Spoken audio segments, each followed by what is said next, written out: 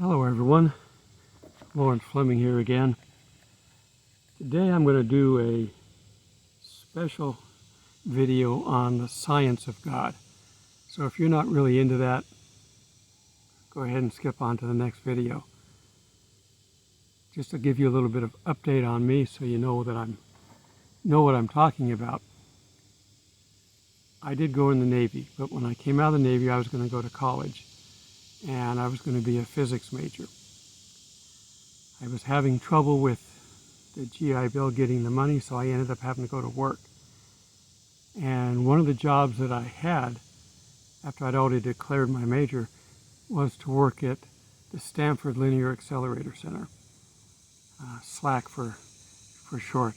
So in Palo Alto, they've actually got a mile-long beam line and a small ring that they operated back then. And they would take subatomic particles and shoot them down this long track and smash them into stuff at the other ends, and the scientists would look at it and go ooh and ah, and they didn't know what happened. They didn't know what they did. They couldn't figure things out. I mean, they could say, okay, this particle came off here and this particle, but they couldn't explain anything. That's my point. Just a quick deal to tell you how it worked. Let's say they were using an electron as the particle they were going to shoot. Electron's negative charge. So all the magnets outside of the gun were positively charged, so they would be attracting the negative electron. So that way it'd go faster and faster. So when it comes out of the gun and it gets to the first magnet, the magnet, which is positive, switches to negative and now is pushing. And then the next magnet switches to negative, and now you got two magnets pushing and all the other magnets pulling. And those switching magnets would do that all the way down that mile-long track, and you could get a particle like an electron going, 2/3 the speed of light. Some things they might get to go faster. It's not the best for speed. It's the best for science experiments. And it would come down this long beam line, and then if they wanted to, they could capture it into this ring, and then it would just go in a circle. Okay, so that's what they did there. And I was in talking to one of their PhD Sheldon type scientists, and I mentioned this in my last video. And he basically told me that, I asked him what causes the electron to be negative and the proton to be positive. And he quoted me my paragraph right out of my science book that I've been reading. That's why I asked him the question. He didn't have an answer because the book didn't have an answer. So that's my background. I worked on radar in the Navy. I started off as a physics major. I worked on the beam line at Stanford, and eventually I got into computer design. So I've got a good scientific background. So let's take a look at what we know about what God has done. He did create everything, no doubt about that. The only question we have is how long did it take? Okay. He did set laws in place to govern everything in the universe. We have the law of gravity, the Newtonian laws. Once in motion, it will remain in motion until something acts upon it. Gravity is 8.3 meters per second here on Earth. And it's all around the Earth the same way, because it's the mass that creates gravity. It's not a magnetic pole. That's a different force. Now the magnetic pole is important, and I'll get to that in a bit.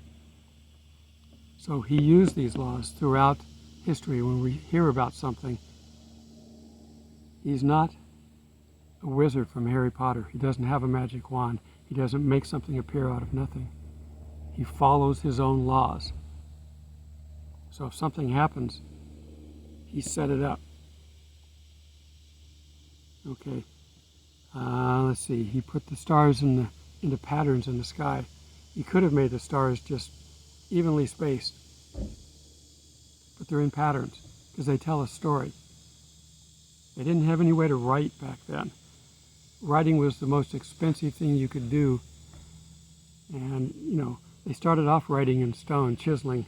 There had to be people that knew how to do that. Eventually they did put it on animal skins and parchments. They didn't get to really using paper until the Gutenberg press in the 1600s. So many thousands of years went by where our old Genesis stories were oral traditions. And there are other places that talk about the flood, Gilgamesh, and all the things that are going on in that time.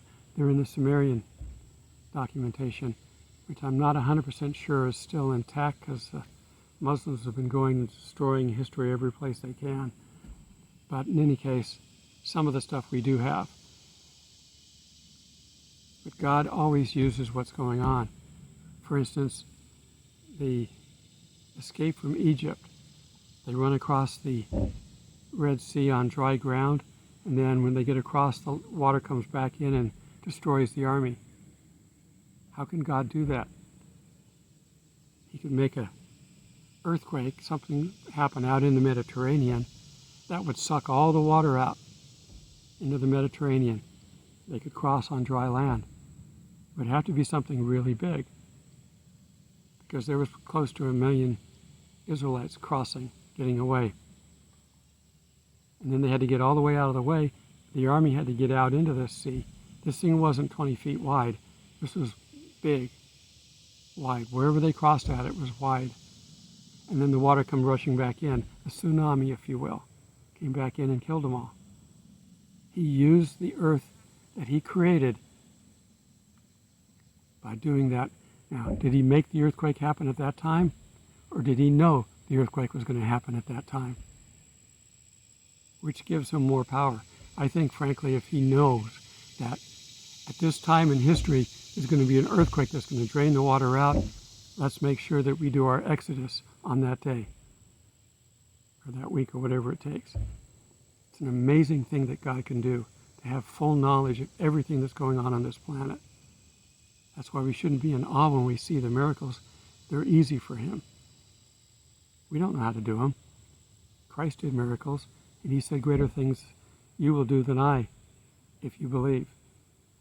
Now, there was a need for all the miracles back then, because they had to get the church spread around, get the message out. We don't need that now. We have the Spirit in us. We don't need miracles per se. The miracles are going on, but they're more subtle. If we pray for health and we get better, we can say that was a miracle. The world can say, oh, you just got better over time, it doesn't matter. See, they don't see it, but we do. All right. Let's see some of the things that are constants that God created in this universe. We have the, like I said, the stars are all in place in our constellations, and we have the 12 constellations. I'm not talking astrology, I'm talking astronomy. Okay, astrology is from the Satan. Satan takes everything God creates, distorts it, and uses a corrupt version for himself. So, I'm not into astrology. In fact, that's forbidden. The speed of light is 300 million meters per second. Can you imagine that? 300 million meters per second. A meter is roughly 3 feet. It is. Get out of here, bugs. Get out of here. Just wash my hair. They like the smell. The amount of energy that can be released, that was told to us by Einstein, E equals mc squared. The amount of energy is equal to the mass times the speed of light squared. So we're talking 300 million. And then you're going to square that. How many zeros is that going to be? Get out of here, bee, bug, whatever you are. Ah, he's pesky. He won't quit. I must be on track. Thank you, God, for confirmation. Now, tell Satan to get out of here and take his bugs with him. Okay. Let's see what else. The Earth is 93 million miles from the sun. It could go another, I think it's 4.5 million closer to the sun and 34 million away from the sun and still be in a habitable range. Mars is outside that range, so it's not habitable. We can live there, but with the technology that we can produce, but we can't live there with the way we are now. We'd have to live in suits. Even if we could terraform it, it'd still be outside that range. But we're in a very narrow gap here. And if you want to think the way he set the solar system up, we have these giant planets further out in orbit. What do? And they're gas planets. They're catching asteroids when they come in. They suck them in. We saw that Levy asteroid hit Jupiter, left some major black marks across it. The Earth would have fit in some of those black marks. That's how big they were. That would have wiped out everybody on Earth if it would have hit us. But the big planets did their job. Even the ones further out. Is it Neptune or Uranus that's spinning sideways? One of them out there is actually, everything on our solar system is spinning with the solar system in the plane of the solar system. Maybe a little tilt here or there, but one of them is 90 degrees off. It's spinning this way. It's Jupiter or Neptune, I forget which one. Something big had to hit it and make it do that. So they're protecting us. Our moon, if you look at the craters, it's covered in craters. Those things would have hit the Earth. Now, we know that there's that one big crater in New Mexico or whatever it is, in the southwest. But that's a tiny crater. We have found, because of our space travel with the space station and with satellites, there are craters that are hundreds and hundreds of miles across. Now, they're almost gone. They've almost weathered away. But we can find the ridges by looking at them. And then when you go down to the ground, you can test the soil. And wherever something like that hits, it turns certain rocks into crystals, little green crystals. And they can find those. And that's a telltale sign that we got hit by something. Okay. We have something theoretically coming at us. The Bible calls it wormwood.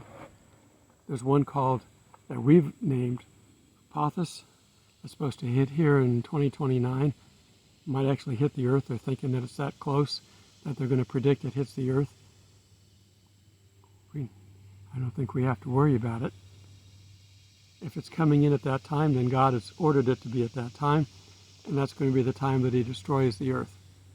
We're going to get, the whole Earth and everything's going to be destroyed, and we're going to get a new heaven and a new Earth. That's after everything's happened. Is that going to be before or after the 1,000 years? I don't know. It may not do anything because it may miss us, but it's interesting.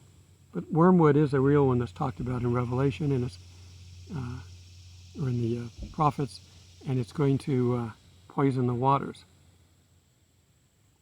So it doesn't have to knock us out. Okay.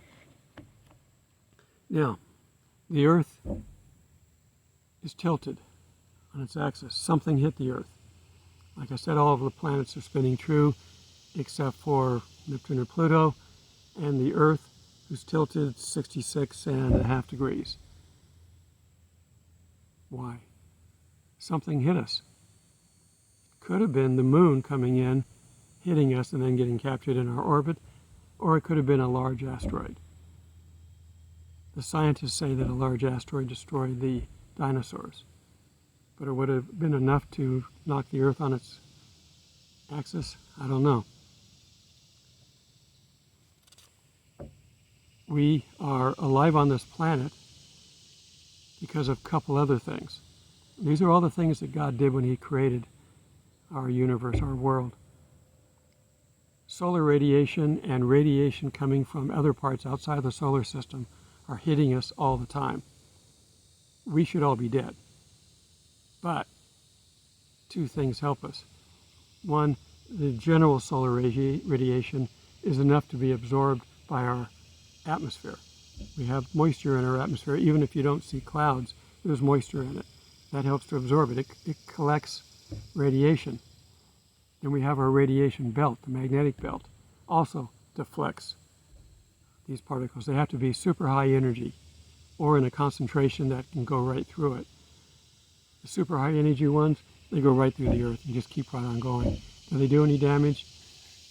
There's a lot of space in between the elements of an atom. You know, it's like if you had a basketball here and a marble was an electron, the basketball was the proton, you'd have to put the marble 20, 30 feet away. All that space things can pass through and not do any damage. That's just the way things are made up. What appears to be solid is really mostly air. It's an illusion that we're seeing that it's solid, because our mass is hitting with their mass and it's not going through, like I'm pounding on the table.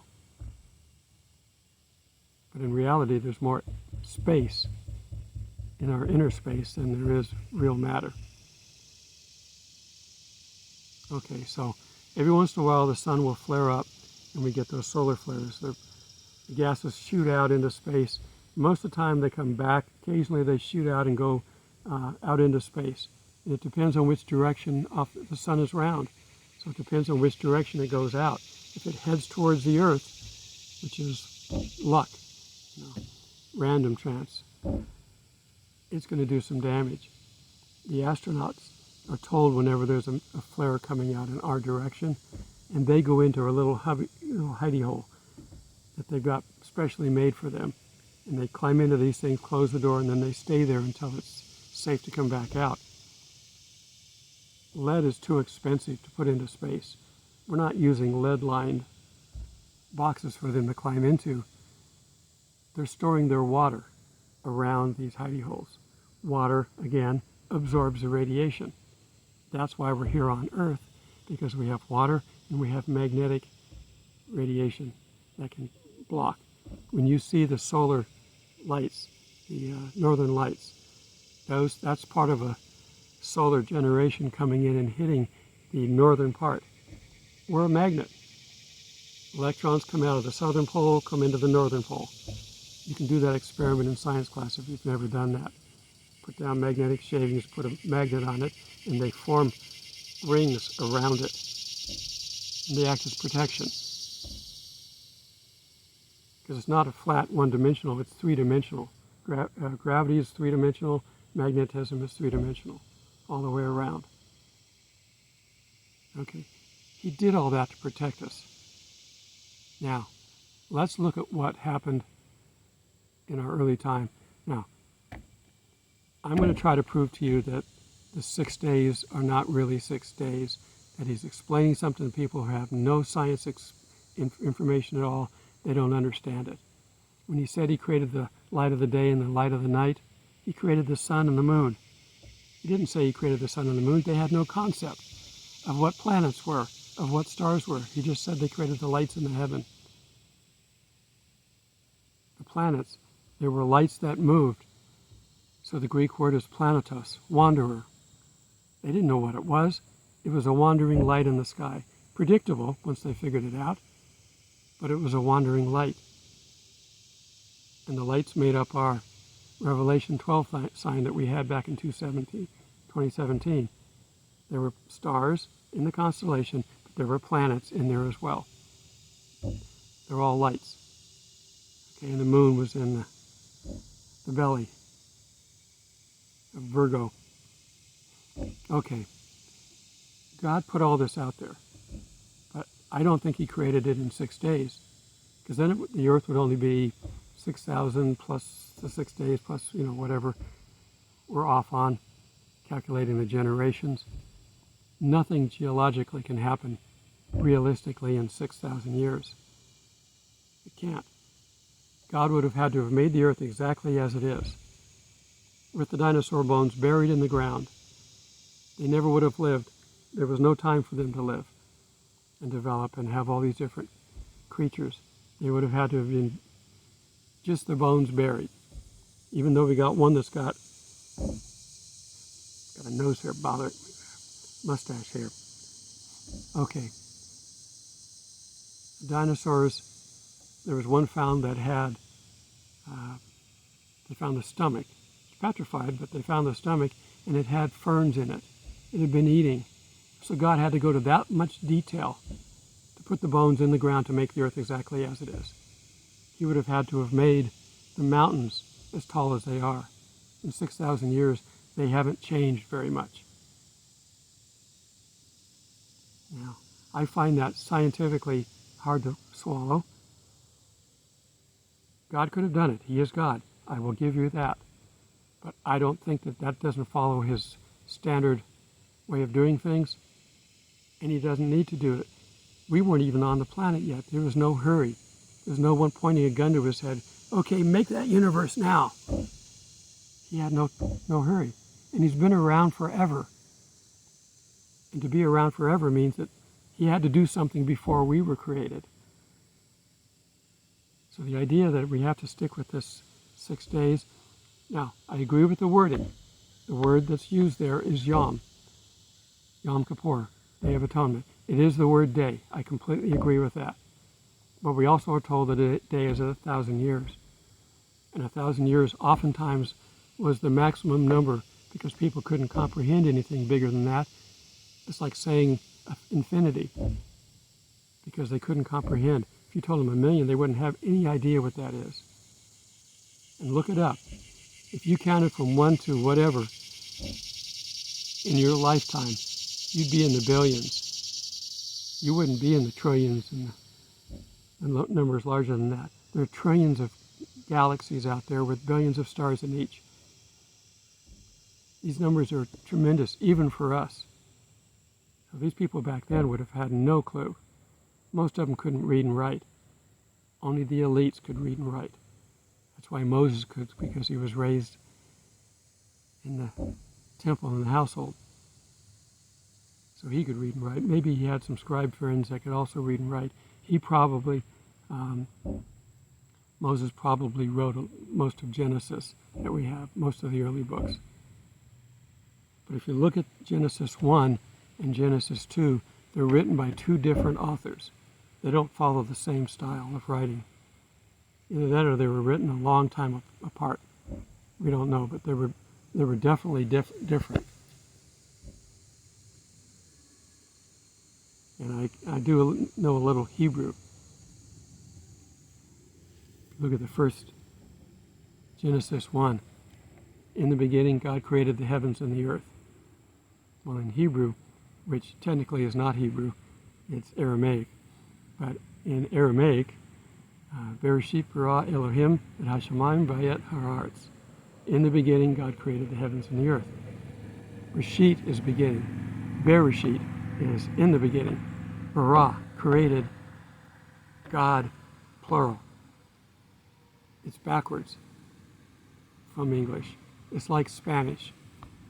We say White House, they say Casablanca. Well, it's the same in Hebrew. And their Hebrew words are also masculine and feminine. So, bara is singular feminine. Elohim is plural masculine. Two words back together. That's not proper writing, but it was done for a purpose. We have the 3 in 1 right there with Elohim. El is God, but Elohim is plural. So the wording in there was meant to be for people who had no knowledge of science. You don't want to confuse them. So let's take a look at why I think the earth is as old as it is and why we've done all the things that have happened. The sun just came out and it is bright. The white pages on my Bible are almost blinding. Go back behind a cloud. Okay. Here's the way I think it worked out. God took his time, billions of years, to create the earth and everything that's in it. And the earth originally, and we've got legends that support this, spun true on its axis. And we found rocks that have magnetic properties to them that aren't aligned with the Earth's magnetic pole. And they're off by the 33 and whatever it is amount. The Earth is 66 degrees tilted, so these rocks make up that. They show where the true spin would have been. And when it was spinning true, it'd be like Jupiter. If you look at Jupiter, the pictures of it, all the clouds are horizontal. There's no ups and downs. There's no going up and getting cold and then coming back down, getting hot and going up. The weather patterns would be gone. We wouldn't have seasons. The Earth is going to have the same face of the sun over it the entire time. There'd be no seasons. There's no need for it. The Earth tips because it's got a wobble and it's got a declination or inclination. But it also wobbles. So when it wobbles, it gets the northern hemisphere in the wintertime gets further from the sun. Just that little bit of wobble shows you how cold it can get if it was to physically move that far away from the sun. It'd be very cold here. We could live here, but I wouldn't want to be on it. But if the Earth is spinning true, there'd be no weather patterns. The clouds would form continually around it. All the moisture would stay in those clouds. There would be no visible sun and stars. There'd be nothing, just a cloud layer. Just, if you've ever been I have in San Francisco, when the fog comes in, it'd almost be like that sometimes. But you wouldn't be able to see the sun. You might see a yellow brightness. I don't know how thick it would be, but it'd have to be pretty thick to completely cover everything. And guess what all that moisture is going to do? It's going to allow the people to live for a long time. So turn over to Genesis 6. Is that where I want to be?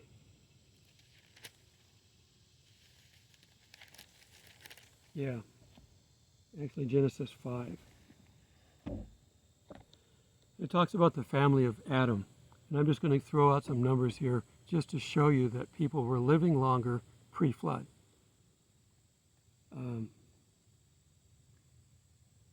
So the days of Canaan were 910 years.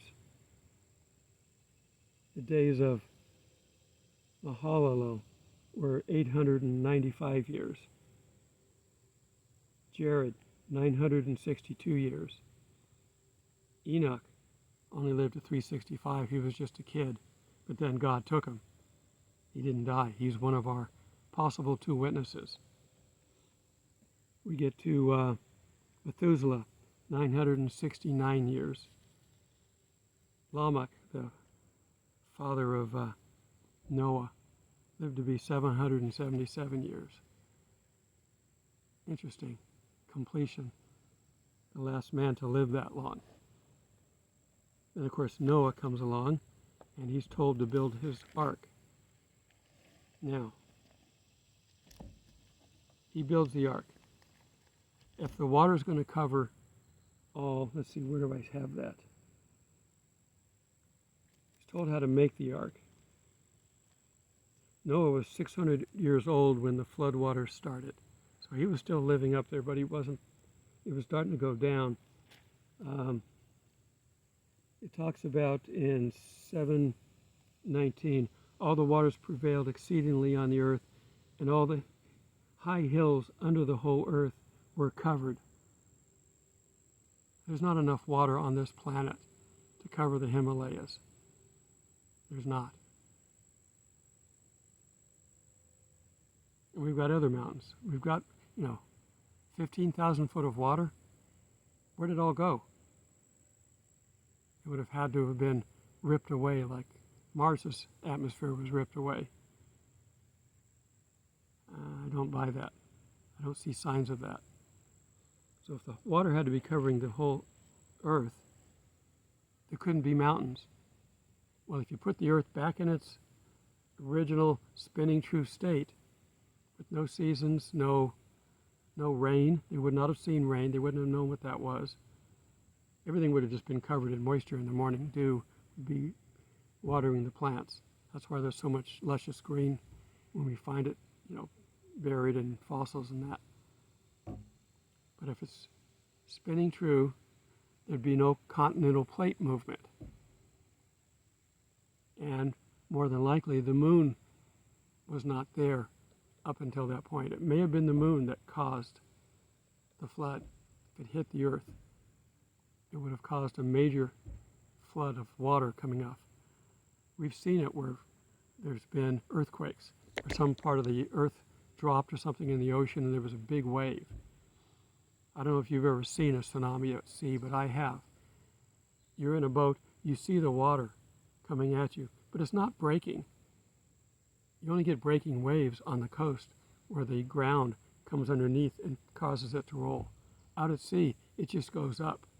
And you come along in your boat and you just go up with it and then go right back down. You want a big box, which is what the ark is, to ride that out. If you had to get the water over the top of the Himalayas, it would have been a massive wave that would have broken that ark into pieces. It could not have survived. So the only way that makes sense is if the earth was flatter. No tectonic movements, no plates. The earth might have been 10, maybe 100 feet tall in places. But that would have been it. A tsunami could have gone over the entire continent. You know, some call it Pangea, some call it Atlantis. It's a legend. We know that the Americas and Africa were connected at one time. They're moving apart. That's what's causing the west coast of California and that for the Sierra Nevadas to go up. The Pacific plate's pushing underneath, called subduction, and it's causing the mountains to raise up.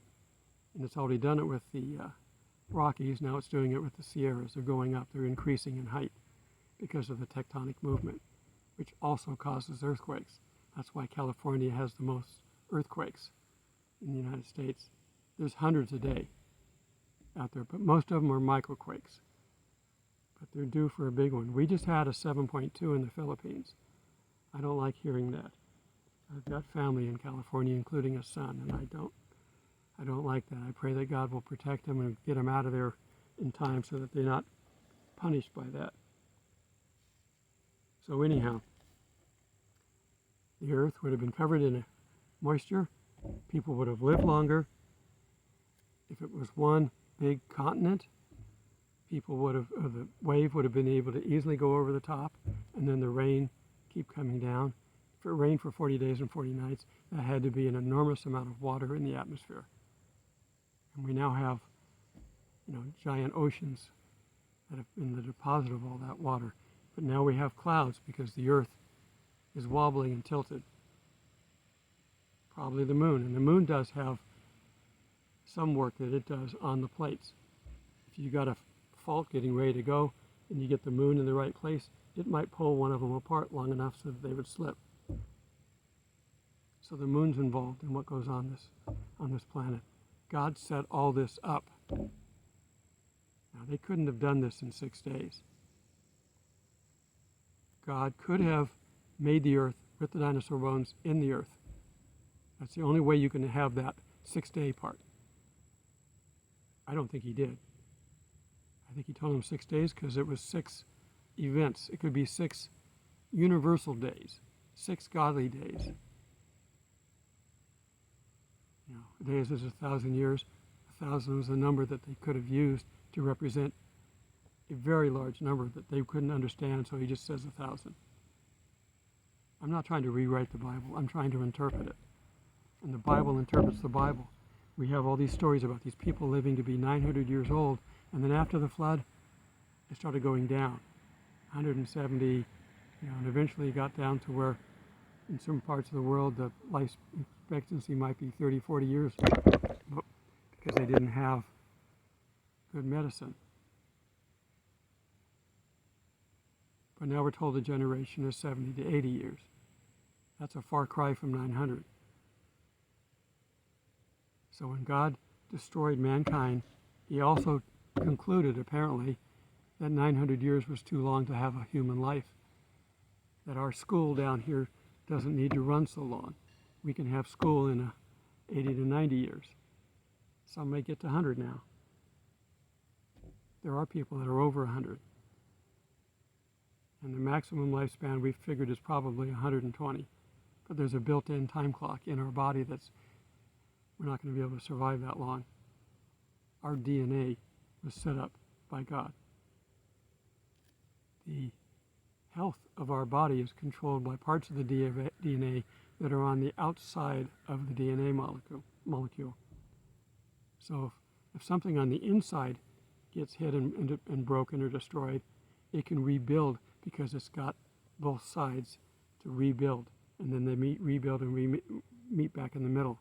You can fix DNA on the internal, but if it's on the outside edges, if cosmic rays are hitting that, you can't repair it. You have to live with it. Eventually it can mean death. So he designed our DNA deliberately for us to see what our lifestyle that we have, our lifespan that we have, was designed by God. We only need 70 to 80 years to make a decision. We actually don't need that much. But he wants us to help. Use what we've learned. So he's created all this. Everything that we know is coming. The earthquakes, the asteroid hitting the sea, all these things are already out there. They're coming at us eventually. God knows what day they're going to happen. So everything has a time frame. So when we say, God, come back now, we're asking him to change the time frame that he's already set up. We're going to get out of here on the day that he's already ordained us to get out of here, whatever day that is. What we should be doing is not asked to be taken out of here, but to have the strength and the power to be able to endure it. God created everything. He created us.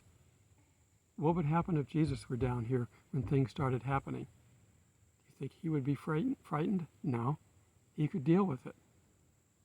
And we're to do the same things on earth that he did. He's given us the ability. So we shouldn't be ever frightened by what's coming. God created all this stuff, and he knows the beginning from the end. There's nothing going to surprise him. So you see why I look at it from a scientific point of view. I think that the earth was created the way scientists say that it was created. Now, they're not 100% on stuff yet, because we don't know everything. If you want to go and live with the six-day one, fine. Don't go out and be an astronomer. Don't go be an archaeologist. Don't go be a geologist. Don't go do anything with earth sciences, because you will be disillusioned when you start seeing God in all the things that were created. I'm out here in the trees. God created these. Now, he created them, but then he doesn't have to sit there and watch each tree grow. He made them self-sufficient. They produce seeds, the seeds fall, and new trees come up. He made them that way. And Satan has taken a word and destroyed it completely, evolution. We're not here by a random chance evolution. If we see evolution, and we can see it in creatures on the planet now, and birds that are the same species but have different characteristics, there was evolution, but it's all 100% God-controlled. He either built it into that animal or that bird, or he's got his hand in it. Maybe he goes, I'm tired of all these blue parrots, let's have a red parrot. He may have, decided to do that. That's his prerogative. It would be evolution, but it would be God-controlled. We're not here by random chance. There's no trees out there that have refrigerators growing on them. And there's just as much likelihood of that as there are people coming out of the sea and crawling up onto the land. That never happened. God created all this. So there is a God-given evolution, but it's not on the scale that Satan wants you to think it is, because then there's no God. It all happened by chance. That's not the way it worked. God literally had his hand in everything. And I think that over time, because this did take a long time, some of the things that we see plants that are in fossils that don't exist today. God, in trying to find meaning in the world that he created, before he created us, he may have created the dinosaurs. And he goes, but they're still animals. They're still animals. The only way this is going to work is if they are created in my image, God's image. That's the only way this is going to work. So he gets rid of the dinosaurs, starts over, puts man down here. And the first thing they do is disobey him, because Satan was down here. God has got to have the patience of Job, or Job has the patience of God, however you want to look at it, to deal with man the way we are. We all sin, all of us, every day. We ask for forgiveness every day. He probably is looking forward to the end time more than we are. As much as we want to be with him, he wants to be with us. He loves us and he wants to bring us home. And he doesn't want to punish people. It's not in his nature to punish people. He's going to let Satan do that. And then when he's done, he's going to lock Satan up. Then when everything's over, one final battle to prove everything, and then he's going to throw them all into the pit of fire forever. They're not coming out. The bottomless pit they can come out of, but not the fire. What does it mean? I don't know. How can you have a bottomless pit? I don't know. Where is hell? I don't know. But hell's going to go away too, because the eternal fire is for Satan and all of his bad guys. There's questions that we're going to have to wait until we're with him to get answered. There are questions in the Bible that people can't answer. We're told that children of Christians are going to be taken up with them. They're going to be protected. They're sanctified by the parents' acceptance. But what about children of non-Christians? I think up to a certain point, they're completely oblivious to what's going on and can't be held accountable. They would have to be. Look at this as a loving God who loves the mankind that he created. There are a bunch out there that are causing him grief, grieving the Holy Spirit, quenching the Holy Spirit. Don't be one of them. But whatever God's going to do, it's going to be the best. And we all can't wait to get together. And I think the way I'm looking at things in the world, some major events are going to happen this year, soon. I'm not a prophet. I just have this feeling. I keep hitting my mic cord. I just have this feeling. Whether, God gives me information to put into my mind that I can use to do these lessons with. That same way I get this feeling that something's coming soon. That's why I'm trying to increase my energy, increase what I'm talking about. Repent, for the coming of the Lord is at hand. That's my main message. And I'm trying to get it out as much as I can, as fast as I can. And the things of life can't get in the way. So I need things to help me to get away with living out here and not be bothered. I just got a good donation and some other ones so I can get my cooler that I need. I need my electric cooler so that I don't have to keep going and getting ice. One, it takes time. I have to do it every couple of days because the coolers just don't hold ice very well. And it costs money, gas and the cost of ice. But having an electric cooler, I'm in an electric campsite, I just plug it in. It doesn't cost me anything. So that's a big help. I'm also going to be getting a new cot because my old cot's falling apart. And with this new tin, I think I'm going to look and see if I can find a small table someplace I can put inside so I can get things up off the ground. The more comfort I've got here and the less that I have to do to maintain that, the more I can work getting videos together for you. You help me to speed up my internet so I can put videos out on a regular basis.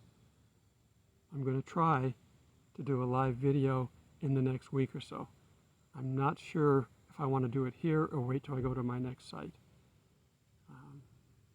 My next site, which I'll be going to on the 2nd, will have a stronger signal than here. Here is good enough to upload, but it takes 3 or 4 hours in the background. I just let it run. But I don't know that it's enough to do a live stream. I have done a live stream from the visitor center, but I don't know if I can do that again. It's been acting up lately. So anyhow, thank you all for your prayers and support. I'm definitely well blessed here. God's taking care of me. Some of you have donated to my causes and are definitely taking care of me. I thank you much. And I again say that God should, and I pray, return that money tenfold or sevenfold, whatever he wants to do, because this is helping his ministry. I'm doing what he wants me to do, and you're helping me to do that. I do have a Patreon account, and I've got a few contributors to that. If I can get more contributors to that, I won't have to do my day job at all. I'm trying not to, but it's causing some issues because I was counting on that money. I was making about $800 to $1,000 a month. That was my spending money, my play money, if you will. Well, I don't have that right now because I'm not working. I am fully retired, and I'm relying on your contributions and the government and my Social Security and my retirement. And since I'm not spending a lot, I can get by, but I can't develop or can't go any further than what I'm doing. But your help is taking me further, and I appreciate that. All right, this is a long video. I'm probably going to have to go into town to upload it. Again, thank you for your prayers and support. We're going to be meeting in the clouds fairly soon, I think. God bless.